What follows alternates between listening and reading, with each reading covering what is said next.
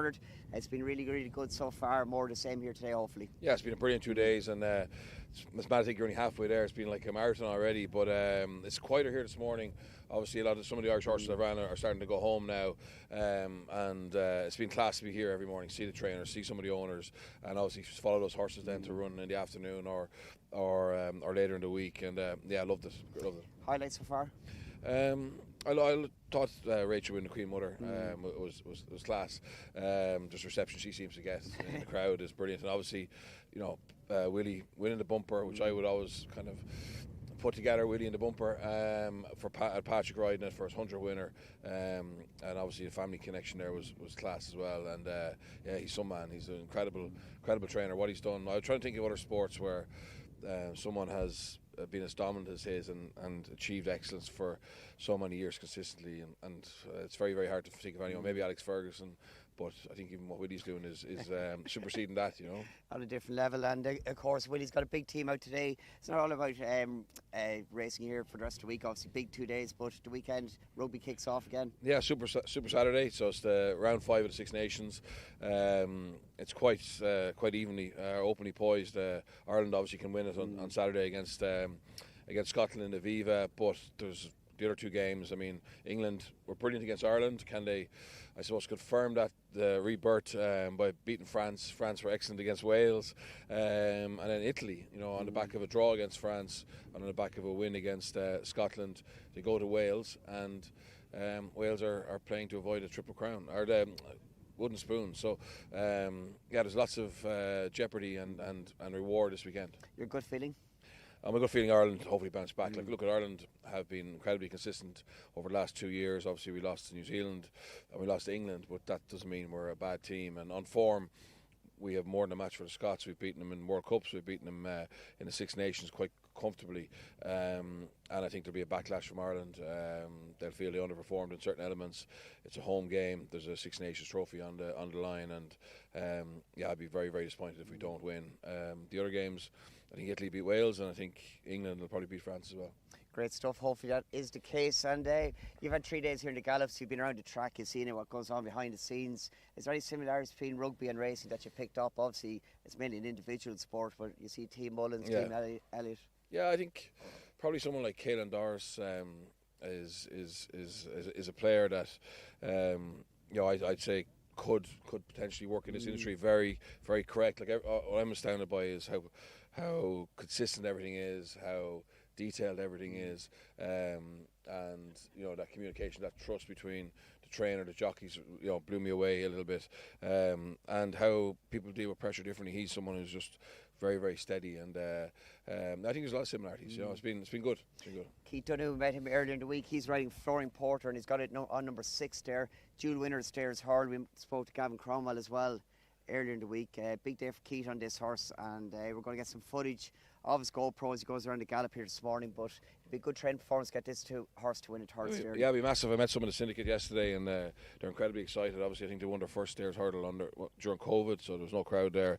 And I think they're very excited that the man, this horse has been trained to the minute and we'll be ready. And just we'll talk about the Stairs hurdle in a minute, but why, Fran, is Willie Mullins so good? I mean, how can he stay at the top for so long?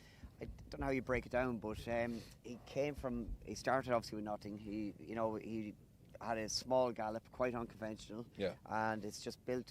But I think his man management is huge.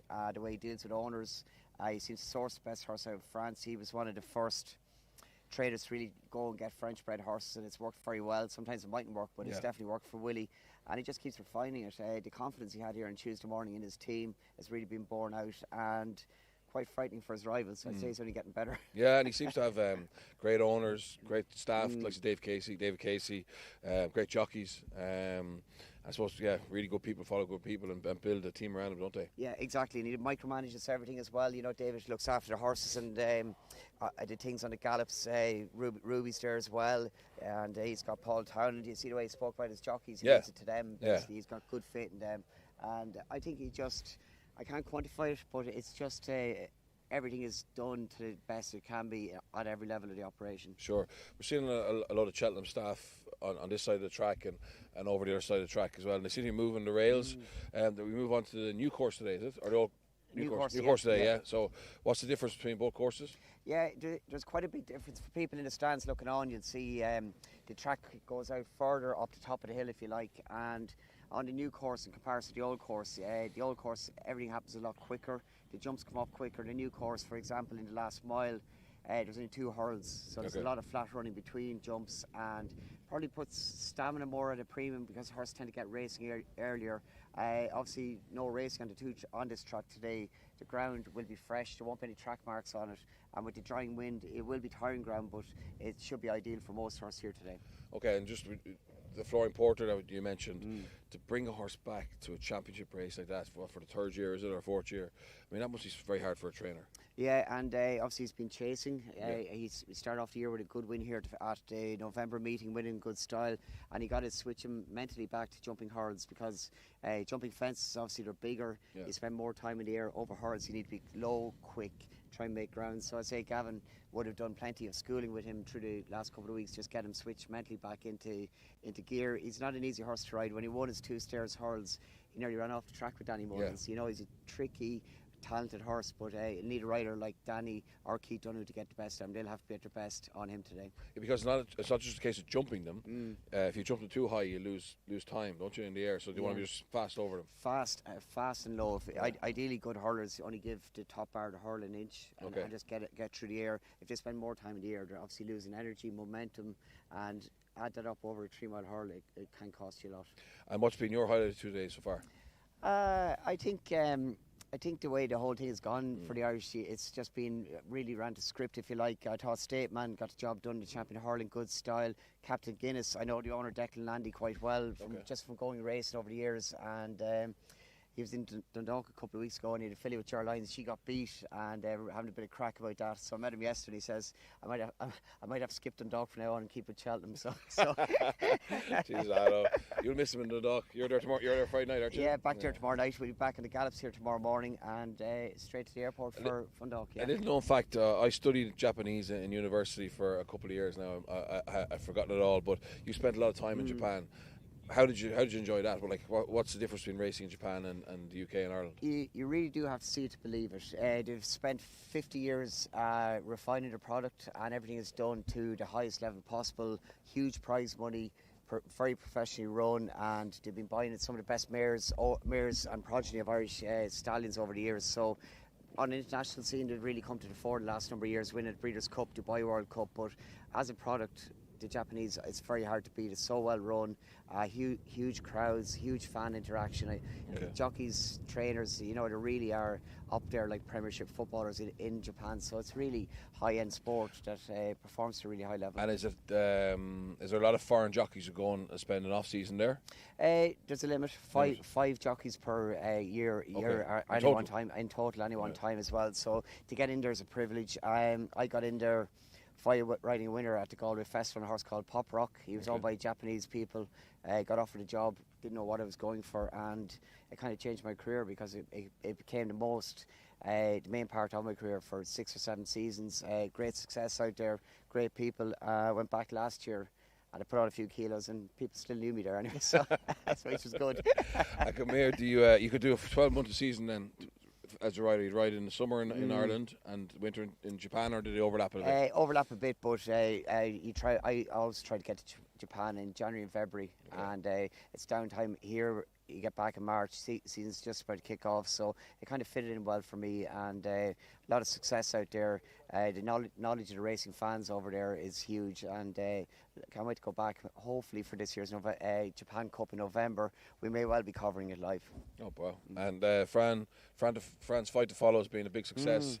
Have you selected your 5 for today yet? Yeah, I'm going to take a chance at the first race with Facile Vega, trained by Willie Mullins. The big hype horse, he's not really delivered as such to the level that they think he's got, but I do think stepping up in distance today is really going to suit him. His Dam Vega won the Mayor's Hurl, 5 times, 6 times was it? And that was over 2.5 miles. He's getting that trip for the first time in his career here today. I think he'll bring out the best in him, so he'll kick off race 1 with a big start, I hope. And the second race, I Care Allen, trained by Willie Mullins again.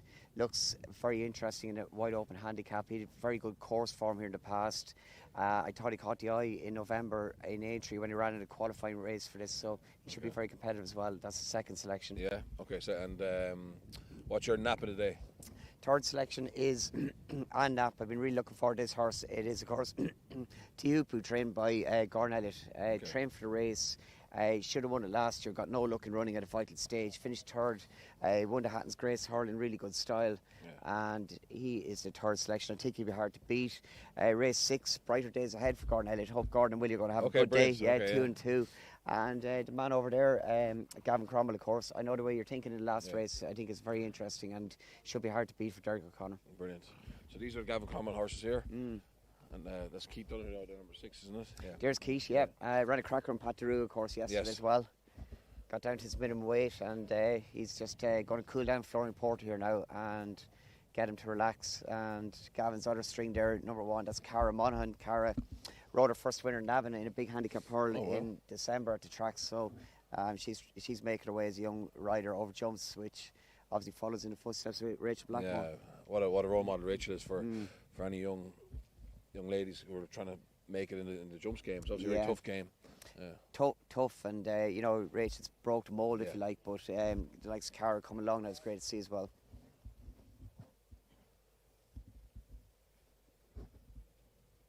And it's not raining at the moment, France, so the forecast is bad, is it? I think we're going to get a bit of rain potentially, and one of the busiest men in the weigh room is going to join us now. I think Sean Flanagan is getting limbered up here to come across to us after doing his morning exercise. Sean is a pilot, he's a jockey, he's also got a balloting business as well. You're doing okay, good. You're quite a busy man. Yeah, busy way. Yeah, and it's good to be here and trying to make the most of it. What do you got to ride today? No ride today, 2 tomorrow, Butcher Hollow and the Albert Bartlett, and Brides Hill. I was just sitting on there. She's in the mare chase. How is she? She's a good filly. She's a very good filly. Like, you know, her form from her last run here in the UK is actually quite good, and she won really well. She'll have to handle the ground, like even hacking around here, she's struggling a little bit through it. But it is a bit softer here than what it would be on a chase course, and it's drying away, but I think there's rain forecast as well. Speaking to Bernard, trying to explain the difference between the old track, which you race on the first 2 days, new track today and tomorrow. It's like being in a different world. Yeah, it's like being in a different world. The chase course is a little bit more jumping in it and what have you like that, but the hurdle track, like it's there's one hurdle in 2.5 furlongs. It's just, it makes it so much stiffer, you know. Right. It'd be like having to run for an extra 2 furlongs that you don't really, you know, they get racing a lot earlier because there's no jumps in the way and that kind of stuff. But it's tempting to go earlier in that course, isn't it? Yeah, absolutely. You know, like if you find yourself outpaced, you're nearly better off if you can hold on to them a little bit longer. The longer you can sit on the new course, the better you're going to be. Like. And how you find the ground this morning? Ground here is because like look at all the horses that are coming down over there are cantering away. It's quite chopped up, and we are very limited on space in the old canters here in the morning. So it's dead. And you know what? A couple of showers of rain will probably actually make it better because it'll loosen it out a little bit. Where it gets very tacky and sticky, it makes it more harder work, like, you know. Okay. But Jeff Kidder gave you a great day when winning at the festival in the Boodles a number of years ago. Yeah. Lockdown? Was it lockdown? Lockdown, yeah. First winner. It was a fantastic day. Same thing as that. Like, I know the Boodles is on the older course, but I was flat out down the hill, basically thinking you have no chance, and I just sat and biding my time, and then obviously met the rising ground, and they all fell into a bit of a hole, and he came sauntering on. But then again, it was a handicap here, and he's gone back afterwards and won a grade 2 and a grade 1, so he might have been well handicapped, I suppose. You look at it now. We were chatting to Ruby Watch yesterday, and he said everyone talks about what happens over here, but he was saying it's what happens out in the track in terms of a jockey can win or lose a race. Absolutely, yeah. Like, I was sixth in the Coral yesterday, and I've made a mistake down here, and I've ended up getting pushed wide, like, and it's cost me a lot of ground. And I'm coming down the hill on the wide outside, and you know, you're losing ground all the way because you're always turning into the straight, you know, and it's extremely frustrating because you're looking at the lads on the inside saying, I want to be in there, but you know, it's just the way it works out. But it's a sharp old track now. Yeah, and if your horse doesn't travel, doesn't carry you, you're on the back foot straight away. Back foot straight away, because if you end up getting shuffled back, you know, there's 20 odd runners in the car yesterday, and there's no chance of you getting down through the middle of them. So all of a sudden, if you're not travelling, you have to start edging out to get a bit of a run, and then when you're edging out, you're losing ground to come around them all. So it's if you don't travel, you're severely on the back foot. Yeah. Just saying to Bernard, you're very busy. You got a pilot's license. Yeah, I do a bit of flying. Unfortunately, it wasn't over now. Didn't fly over here. Weather is obviously a big thing, so it's visual flights. You have to be basically able to see where you're going. And it's always a help. I hope every pilot can see where they're going. 90% of am I getting the boat home? What do you fly? We've got a 310, so it's a twin engine 310. So yeah. Okay. How many can you go on? 6 actually. 6. Yeah. Okay. Well, 4 you maybe. It's a wait for 9, is it? Yeah, completely. Yeah. But handy for getting about. It is indeed a great passion of yours. Will you go get a commercial license down the line, or what do you think? Look, I always said I'd love to do it. Time restraints is obviously a major issue with it. Like, there's a lot of exams and ratings and different things as you go forward through it. Would love to do it. Obviously with the valeting thing now and young family and all that, it's on hold, I suppose. We'll put that, but love to do it, and hopefully sometime now I will. And like getting ratings and all, a lot of those were done when I was injured. That's kind of, so I'm injured now. Let's let's do something else, and that's how that worked out. So, but we made it work. I bought overlog gear for a good few lads here, so it worked out fine. Brilliant. And you did buy valeting business course, main one in Ireland recently. Yeah, that's another chink in the armour, I suppose. But yeah, no, look, it's very busy. But we're enjoying it, like Lauren is heavily involved, and we're doing plenty of old work with different things at it as well, and so we're just busy, and as I said, like I said to a couple of the boys in Ace the last day, I said, here, look, if you want me to take over some of your gear, I will. Like, it's awkward to carry saddles, and if you can only check on a bag, happy days, but it's like some people's saddles are 20 pounds, so like that's, you can't really check that on, and so I was at the races. I just loaded all the gear into the van and just headed on from there. Then And what's your most impressive horse this week so far in terms of winner? I was hugely impressed with Ballyburn yesterday. I thought he was very good. To be fair, he looked a peak, didn't he? Fact of File in him, yeah. Fact of File was hugely, and obviously Corbett's Cross was really impressive the day before. Look, it's been hugely dominated, I suppose, by the big 2 or 3. I think I was actually. Rachel in the champion chase yesterday. That was brilliant. He's an old horse that's been knocking away in the door for long enough, and delighted to see him getting it done. Yeah, indeed, and a bit dramatic. Half falling out, he began to wander about. It looked like he might get caught. Yeah, exactly. And look, he's not a strong finisher, but I don't think Mark's horse is a strong finisher either. So there's probably a pair of them in it. Yeah. Very good. Listen, wish you all the best for the next 2 days, and thank you very hopefully get a winner in Bride's Hill. Yeah, please God, we'll try anyway, I suppose. Thank you. You'll bring Bernard up and play him. Yeah. Free play at home. Thanks.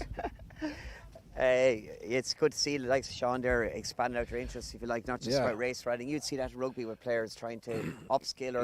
We have a players union who would be sit down with every player. There's four people looking after, one for each province, and their job is to make sure they've got a really solid career plan for post playing, because it can happen. Obviously. Ideal scenarios, you get to like Johnny Sexton to finish at 37, 38, but unfortunately injury, loss of form, competition can finish fellas a little bit earlier. So education is really important, and also getting work experience, trying a few different things. And Victor Costello's a fellow I played with, and he went off. He was actually afraid of flying. He'd have to take medication to fly to a match, and next thing, when he retired, he decided to become a pilot. So he totally overcame his fear, and was a pilot for Ryanair. And fellas go into all kinds of different things, but the most important thing is that you have a plan. The opportunity is there to go on, I suppose, because your career, they say professional athletes die twice. It's just being able to find something that you love to go on to them. Exactly, and it's good to see the likes of Sean leading by example with that. Bernard, we're going to get a look at some of Gordon Elliott's horse out here this morning. He's been knocking on the crossbar, as the fella says. He's had a lot of place horses around to high level. Just will be itching to get that winner today. It just shows you how hard it is to win here, isn't it? I mean, we saw Gordon's string on Monday. Obviously, a lot of horses, but also some real quality, and just haven't been able to get their head in front. But running really well and prepared perfectly, Yeah, exactly. Running to the top level, just not hitting the board. But Teahupoo today, hopefully one of my 5 to follow, will be a winner for Gordon at least, and brighter days ahead. Quite excited by her as well. That's a cracking mare's novice hurl here today as well. Yeah, and the racing today. The big race is the champion, or the Stairs Hurdle. Stairs Hurdle, that's the one. Definitely, it's a cracking race in its own right. You get such a mix of characters in it, if you like. Here and you're outside of Burley. He'll be in a string here. He won this race last year at 80 to 1.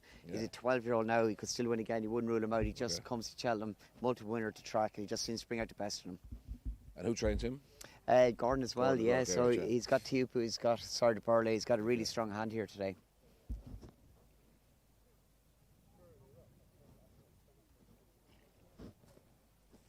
there's a bit of breeze now in Fran. That will dry out the ground, will it? But the forecast is for a bit of rain, is it?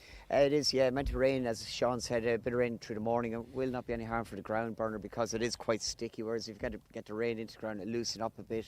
Okay. In theory, it'll make it easier for the horse to get through it. So it'll be interesting to see what arrives. Hopefully, come race time, it stays dry for the race course, but wouldn't be a bad thing for the course in general. Question from a viewer: will Banbridge win the Ryanair? Trained by Joseph Bryan, isn't it? He had a winner on Tuesday. Lark in the morning, yeah. I think Banbridge has course form, has it? Or yeah. Been over here a few times. Yeah. I remember seeing him. Well, what do you think? You're the expert. I like Banbridge a lot. I think the ground is gone for him. Okay. I think the drier the ground, the better his chance. He was non-runner here last year due to the ground. Can't see him really being at his best. Maybe is not being at his best. We'll see him get away with it, but I'd be surprised with conditions. So, question for you about the ground. We know certain horses like a certain ground, but in terms of a performance hindrance or improver, what would it be? Would it be 10 lengths potentially? Yeah, all day long. All day long. Okay. Yeah. Some horses just can't operate at all. Yeah, they might not show up on a day like today. If a horse doesn't travel on the ground, probably won't finish the track. With the level of competition, the tempo, the speed of the race. If you're struggling, can't get a grip, can't get organised, it just finds you out at this track in particular. Okay. And these horses are now going to do a little bit of a faster exercise, a faster work. It's a long build-up, isn't it? So it's a good walk out from the stables.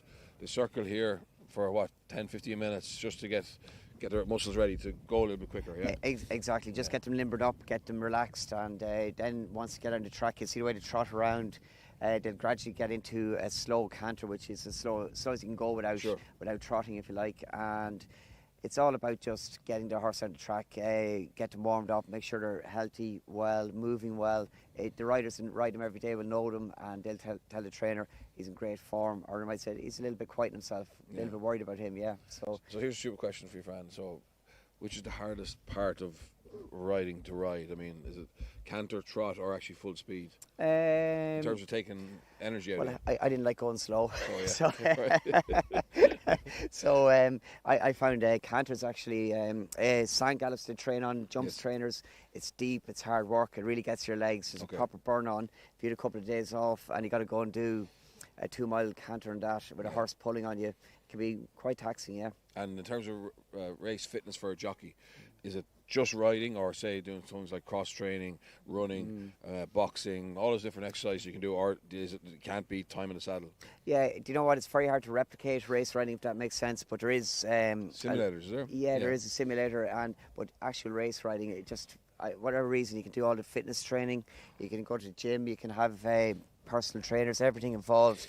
But if you come back for an injury or layoff, it can often take you 8 or 10 rides just to really get your blow, get your rhythm back. Yeah. You know, it's surprising. Like it's very, very hard to replicate.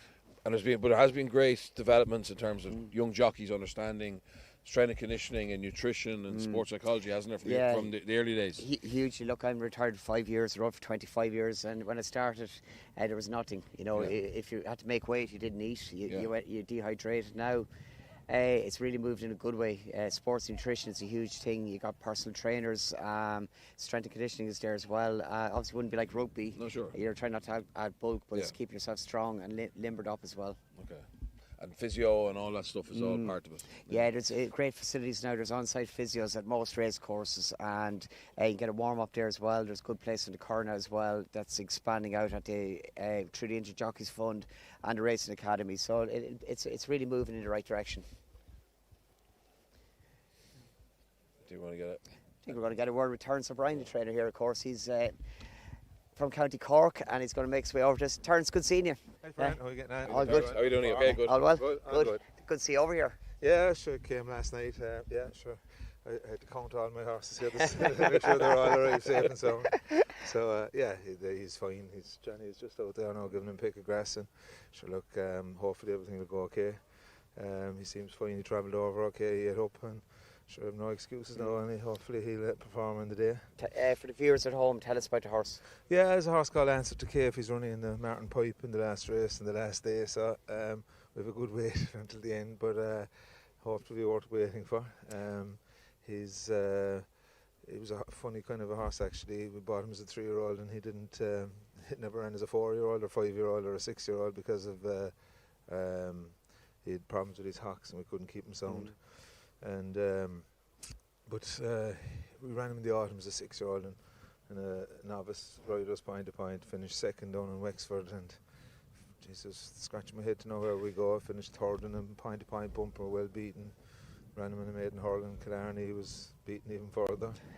And left him out in grass at the end of May, not really 100% sound and not really sure what to do with him, and brought him back in and never really touched him after that. And he just came in sound and stayed sound, and he took his work well, and he won his maiden hurl first time out below in Limerick, and it looked like it was a good race. I was kind of hoping to be placed, and he won it well. So then the rest is after progressing away and placed in a grade 2 and not beaten that far, and he won then a Naas last month. So we're here hoping we have a chance anyway. Is it his first time travelling outside of Ireland to race? Yeah, Jesus, he's only after about 5 or 6 runs in his life. Sure, we kind of, it was, it's his first time travelling. He's an 8-year-old now, but yeah, he's a well-bred horse. Like he's actually, his half-sister won here last year, won the Mayor's Novice. You wear it well. Oh yeah. For Jamie Snowden, so he's well-bred, and so he's got the size and the pedigree and everything to do it. But it's just that he hadn't stayed sound, so hopefully he'll do it now. Are you pretty hopeful? I'm pretty hopeful, yeah. Look, it's always hard to know on a 23 runner handicap.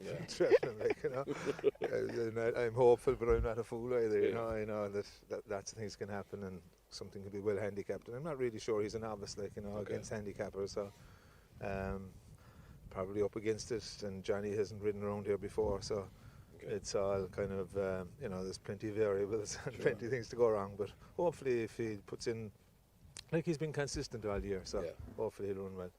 Have you run at Cheltenham here before? Yeah, we had only very few now, to be honest. But we've had a few in the November meeting, and was placed one time to third behind Q Card the first time over. But so that wasn't too bad. And then we were here for the Arkle 2019. We finished third in the Arkle with a horse called Articulum.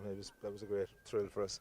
And we arrived over last year with a horse called Magna Glory, and thinking we had a chance, and he pulled out lame in the morning of the race, so we had to load up and go home again. It's pretty heartbreaking. It was, yeah, especially if, when you have a kind of a smaller operation and big excitement in the owners, and there was about 40 people over to see him, I'd say. Is it a locally owned horse? This guy is a locally owned, actually, yeah, all parish of Carricktool. We've it's a good friend of mine, Dennis O'Connor. He got involved there a couple of years ago, and he only got involved 3 years ago, 4 years ago now. And like his first time being involved with horses, and to get to Cheltenham is a great thing for them and for us too. But for him, there's great excitement. The family are coming over and think they're on their way now, and I think there's maybe 15 or 20 of them coming over. I hope anyway. I hope they'll get here. They'll all be in good form by the last race tomorrow. Yeah, even though I'd say no, there aren't too many of them would be into partying. They're more into working, to be honest about it. But hopefully, they'll get here anyway. And I'm sure hopefully he'll run a good race and they'll enjoy it. Indeed, listen, it's great to catch up with you. All right, wish you all the best of luck tomorrow. Cheers, thanks, lad. Thanks, lad. Thanks, Ferns. Best of luck. There's forecast rain, Fran. Is there any horse today that will really love that, do you think? Teahupu. Yeah, the more rain the better. I think it'll really bring him to his own. Now, Gordon Elliott trains him, says that he's as good on good ground, but we haven't seen him racing good ground, and for all intents and purposes, I do think soft ground at this point in time suits him best. So it's raining, I'll be more confident again. Ireland have been brilliant the first 2 days. I mean, how many winners do you think Ireland might end up with? England have what, 3 winners? Yeah. Out of 16, out of 14, 11. I think Ireland will end up with 21. Wow. Yeah, so 2021. Tomorrow. Yeah, 2021. I'd reckon today would be a huge day. But when you go down through the horse barn, it was such a strong hand. We actually numerically outnumbered English trained runners here today, so it's kind of be disappointed if we don't have a good day. Okay, and I think we nearly outnumbered them in terms of fans as well and supporters. It's nearly every second voice is an Irish fan. It's amazing how it's really caught the imagination of the Irish racing public, hasn't it? And it wasn't always this good. You look back in time. There's years Ireland didn't have winners at Cheltenham Festival. They went through a lot of lean years. Sure. Galmoy in the late 80s was the first winner, only winner there 1 year. It was 10 years between Don Run and Conor Dwyer winning Imperial Call. We're getting a bit spoiled now with it, but we'll keep taking it. And the way people get into it, it's a huge event. Sure. You see Dublin Airport last Sunday, the amount of people travelling over 2 days, 3 days, maybe the week. You know, it's fantastic. People build their year around it. Absolutely, yeah. I would see Gordon's is finishing off now, are they? Yeah. Second lot. Second group of them. I'd say Gordons are just going to go out and maybe get their canter going there now. I didn't see what they're doing in the warm-ups. Maybe they're going for warm-up. They're going to make their way up through the back of the tractor now and see the way they're paired up as well, Bernard. They're kind of in two and two. Yes. That's the way Gordon trains his horse. He pairs them up, generally gives them 20 metres between each group and go from there. Silly question for you. Do they always go the same way when they're exercising? Yeah, some trainers change. But it all depends on your home gallop. Some you can go both ways, or if you got a straight gallop, a lot of trainers deal with a straight gallop. So obviously race course, different directions. Cheltenham's left-handed, Ascot is right-handed. You know, so there is that factor. But most trainers have one way of going. They might alter it on certain days depending on their gallop, but it is something that does happen. Yes. Okay. And obviously this is a left-handed track, and we thought it might affect Gaelic Warrior, but it didn't. Didn't affect him at all. We didn't call that right. I didn't call it right anyway. Yeah. Willie Mullins, what a performance! Get him back on track. He at the Dublin Racing Festival mentally got very wound up. He ran no race, put a hood on him. Yeah. Obviously trained him differently to get here, but he was awesome the way he won the Arkle. Yeah, it must be very difficult to work out when you have so many horses.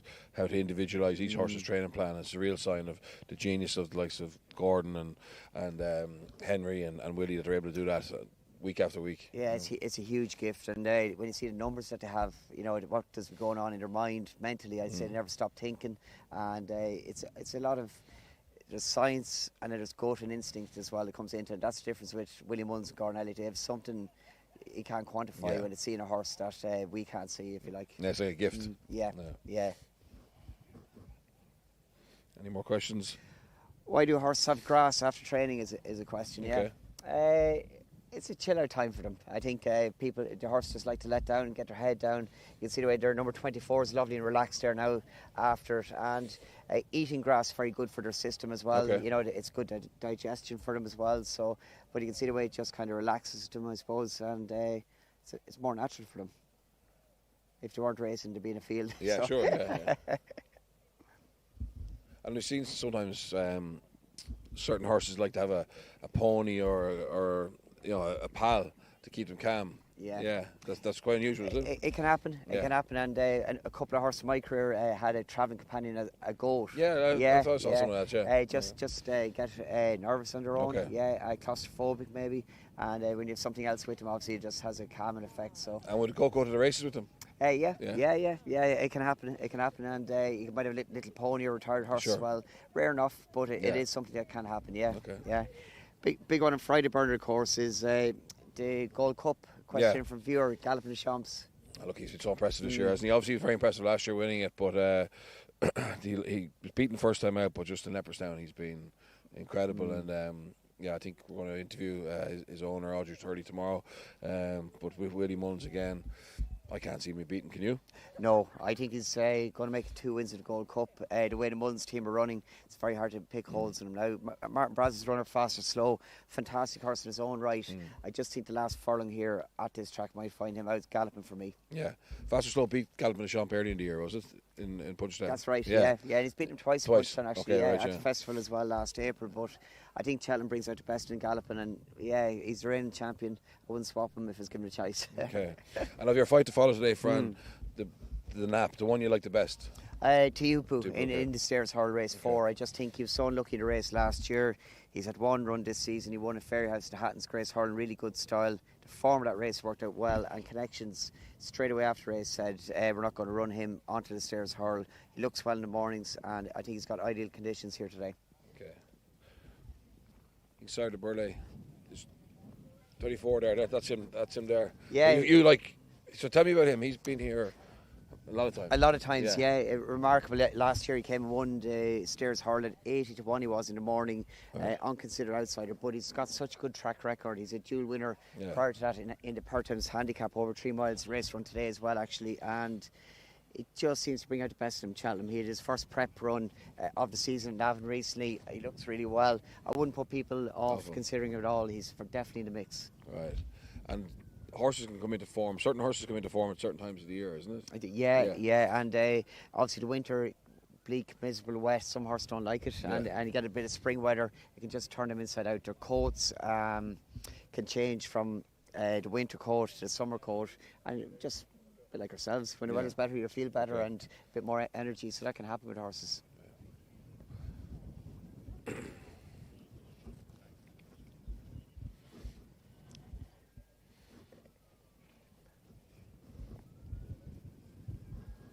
It's really starting to get busy again, isn't it? Here. Yeah, obviously tomorrow morning I would imagine will be a little bit quieter, but it's Gordon's last slot here now, obviously, and he's going to get it out there. There's Kevin O'Ryan and Mouse O'Ryan, of course, two of Gordon's Kevin yesterday. Best friends as well. Yeah, Kevin, agent to the stars, Jerry Maguire.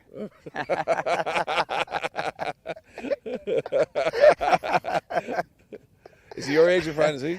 No, I was the opposition when I was riding with Kevin, yes. Okay. So we had a few clashes when I was riding, but we're good pals now, so we are working well together, yes. So no, all good. They're really good pals with Gordon. I'd say they'll go home and have breakfast, and they just try and keep the nerves, under wraps for the two of them. It must be hard when you've been so close and haven't got over the line. But look, Gordon's very experienced. He knows his turn will come, won't it? Yeah, it's going to happen today. Yeah, surely. Brighter days ahead. Tiupu, the horse run to a really good level, so I think it could be a very good day for Gordon and Willie again. Rugby-wise this weekend, obviously you mentioned the Six Nations back on again. Yeah. How disappointed was Ireland last year in the World Cup? Was it a missed opportunity? It was massive for Ireland. I mean, that team had the potential, went into the World Cup ranked 1 in the world, but had the form in the World Cup. I mean, in the group stage they were excellent, beat South Africa, who obviously went on to win it. But just on the day in the quarter-final against the All Blacks, they just found a little bit more, exposed a few weaknesses we hadn't seen, and got the spoils. And knockout rugby, it's just about being the best on the day. You know, it's not about being ranked 1 in the world. And bitterly disappointed for Johnny Sexton. But in fairness to Andy Farrell, he's kicked on, and they're looking to go and win a Six Nations trophy this Saturday. And I think they have responded really well. Obviously, got beaten by England, but there's no disgrace in that. No, definitely not. And hopefully they can get compensation this weekend again and kick it off. The rugby and racing, what similarities do you see between the two?